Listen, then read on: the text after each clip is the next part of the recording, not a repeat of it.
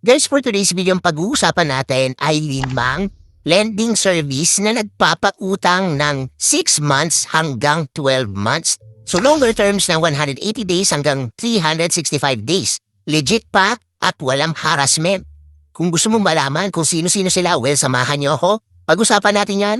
Subscribe now and press the bell icon. Never miss an update. Okay guys, so pag-usapan natin nga ang 5 lending service na magpapautang sa inyo ng hanggang 6 to 12 months and legit and then no harassment. When we say legit, they are authorized as lending company under SEC. Ayan. Tapos, no harassment, yung walang nagmumura or death threat, yung gano'n. So, eto na sila. Una-una na sa ating listahan ay si G-Loan. So, si G-Loan ay naka kay GCash. Pero previously, si Fuse Lending lang ang may hawak ng G-Loan na service. However, just recently, si Uno Bank ay isa ng vendor or partner ni GCash para mag-provide ng G-Loan. So kung makikita niyo yan sa G-Loan nyo, yan, nakalagay na dyan. Yung iba, yan, powered by Fuse Lending, yung iba powered by Uno Bank. Yan. So ang loanable amount natin kay G-Loan ay from 1,000 pesos hanggang 125,000 pesos. Ang payment terms natin ay 5, 6, 9, 12, 15, 18, and up to 24 months, di ba? Sobrang tagal. But this is depending on your eligibility and the amount na hiniram nyo. Meron nga lang siyang 3% na one-time service fee na i-deduct dun sa loan proceeds nyo. Second on our list ay ang S-Loan. So, if you are a buyer or a seller, meron kang access with S-Loan. So, si S-Loan ay provided by the company called C-Money Incorporated. So, si C-Money ay under the group or umbrella of C Limited. Sila yung may-ari ng Shopee, yan, si Garena, si C-Money, and si C-Bank. So, sila yung may-ari, no? So, yung S-Loan natin, makakahiram kayo dyan ng 10,000 pesos hanggang 100,000 pesos. And ang payment terms natin dyan ay 3, 6, 9, and 12 months. Meron silang admin fee or service fee na deductible sa loan na nakakahalaga ng 0 to 1%. So, mas mababa ito compared sa nauna natin na-discuss na G-Loan. And ang monthly interest rate niya ay naglalaro lang ng 1 to 5%. So di hamak din na mas mababa kay G-Loan. Pangatlo sa ating listahan ay si Bill-Ease Cash Loan. Si Bill-Ease Cash Loan ay hindi mo siya ma-activate pa kaagad-agad. So once na nag-apply ka na kay Bill-Ease, kailangan mo nang manghiram gamit ang kanilang initial credit limit. Then eventually, pag na-build up mo na yung credit score mo, credit record mo kay Bill-Ease, bibigyan ka na nila ng cash loan or i-activate na nila yan. Sa Bill-Ease Cash Loan, meron yan term na hanggang 12 months.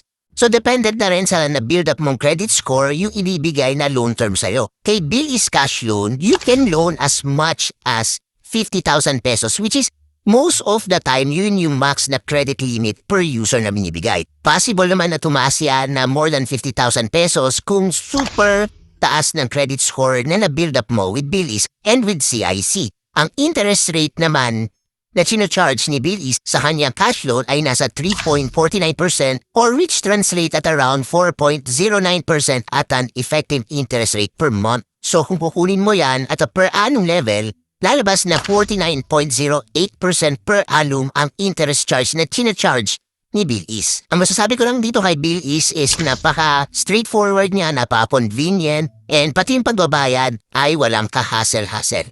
Number 4 on our list is si Revi Credit. So si Revi Credit naman ay under CIMB.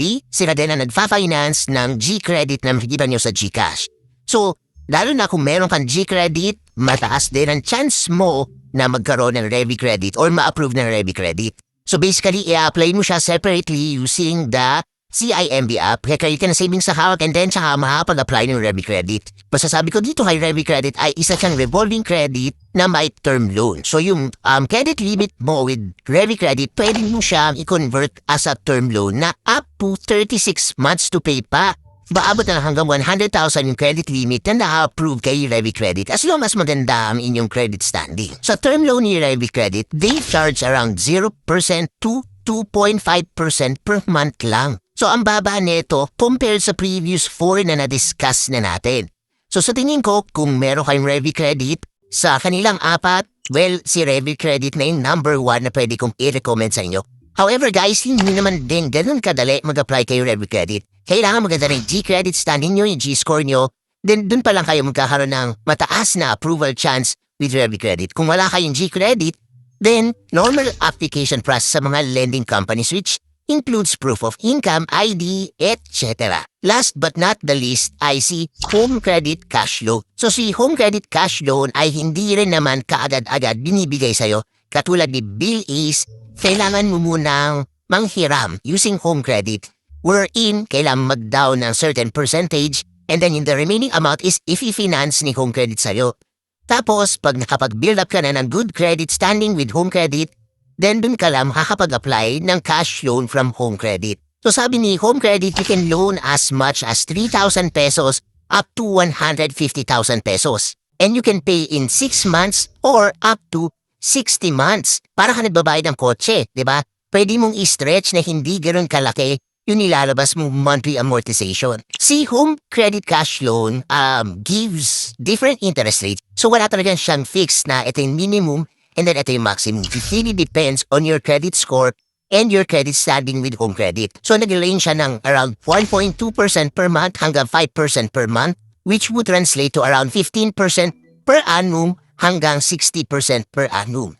So medyo malaki yung interest na charge ni home credit versus dun sa apat na nauna nating na-review. So if I am going to rank this 5 lending service, my number 1 would be ReviCredit, number 2 is S-Loan, number 3 is Bill Ace, number 4 is G-Loan, and number 5 si Home Credit. So sana nakatulong tong information na to sa inyo sa pag-decide kung saan ba kayo manghihiram na may mas mahabang loan term. Subscribe now and press the bell icon. Never miss an update.